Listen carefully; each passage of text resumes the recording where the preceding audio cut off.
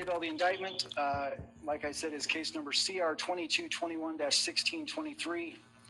It was filed on May 25th, 2021. In the indictment,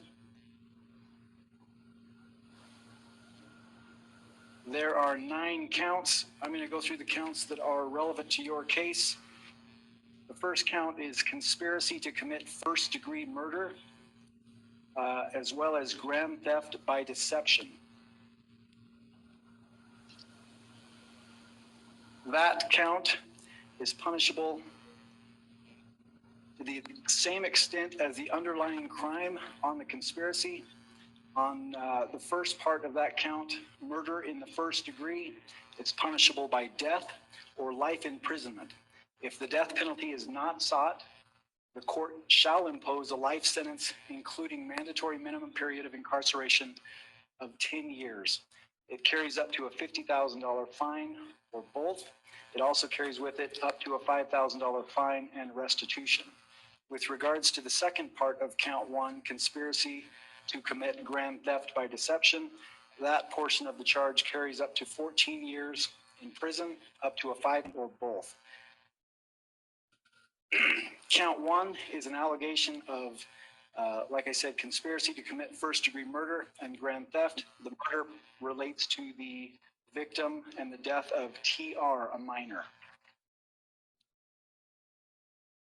Count 2 is a charge of first-degree murder. It carries with it a maximum penalty, life imprisonment. If the death penalty is not sought, the court shall impose life sentence, including mandatory minimum period of incarceration of 10 years. It carries up to a $50,000 fine and up to a $5,000 fine and restitution. It relates to the death of the minor child, TR. Count 3 is a charge of conspiracy to commit first-degree murder and grand theft by deception. That charge carries with it the same maximum penalty as count 1. In other words, it's punishable by death or life imprisonment. If the death penalty is not sought, the court shall impose a life sentence, including mandatory minimum period of incarceration of 10 years, a $50,000 fine and or up to a $5,000 fine and restitution. The second charge is conspiracy to commit grand theft by deception. That portion of the charge carries up to 14 years in the state penitentiary, up to a $5,000 fine or both. That count relates to the death of the minor child, JV. Count 4 is a charge of first-degree murder.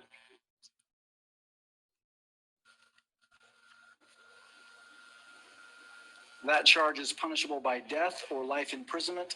If the death penalty is not sought, the court shall impose a life sentence, including mandatory minimum period of incarceration of 10 years, a $50,000 fine plus $5,000 fine and restitution.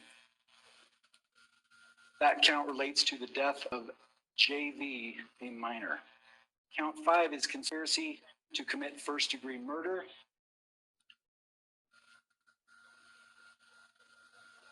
That charge carries with it the potential penalty of death or life imprisonment. If the death penalty is not sought, the court shall impose a life sentence, including mandatory minimum period of incarceration of 10 years, a $50,000 fine plus $5,000 fine and restitution. That charge relates to the death of Tamara Daybell.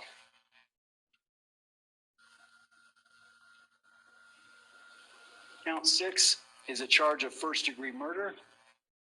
That charge carries with it punishment by death or life imprisonment. If the death penalty is not sought, the court shall impose a life sentence, including mandatory minimum period of incarceration of 10 years, $50,000 fine and a $5,000 fine and restitution. The next count related to your case is count 8. It's an allegation of insurance fraud. Insurance fraud, as it is charged, carries up to 15 years in the state penitentiary, a fine of up to $15,000 plus restitution. Count 9 is the last count. It is also a charge of insurance fraud.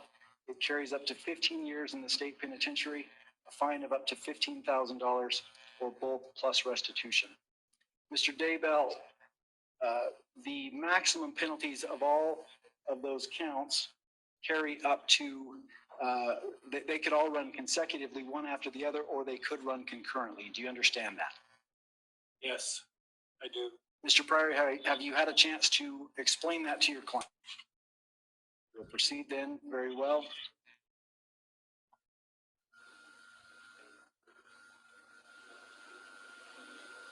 Mr. Daybell, you're appearing here today with Mr. Pryor. Do you wish to represent yourself? Do you wish to hire an attorney, Mr. Pryor, or would you like to seek application of a public defender?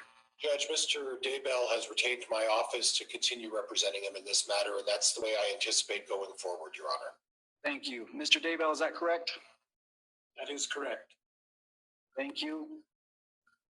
All right, the next item of business is to set the arraignment.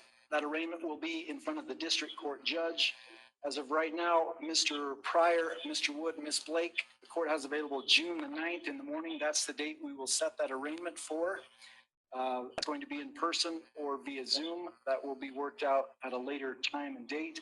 Also, the exact time of that arraignment on June 9th will be set by the court, and we'll send out final notice of that, but it will be in the morning on June the 9th. Does that work for everybody? That will work for the state, Your Honor. Yes, Judge. The plan on that, the warrant has set forth no bail. Mr. Pryor, does that need to be addressed here today? No, Judge. Is there anything else we need to take up here today at this initial appearance, Mr. Wood or Ms. Blake? Your Honor, thank you. Not for the state, Your Honor. Mr. Pryor, anything else from the defense we need to bring up?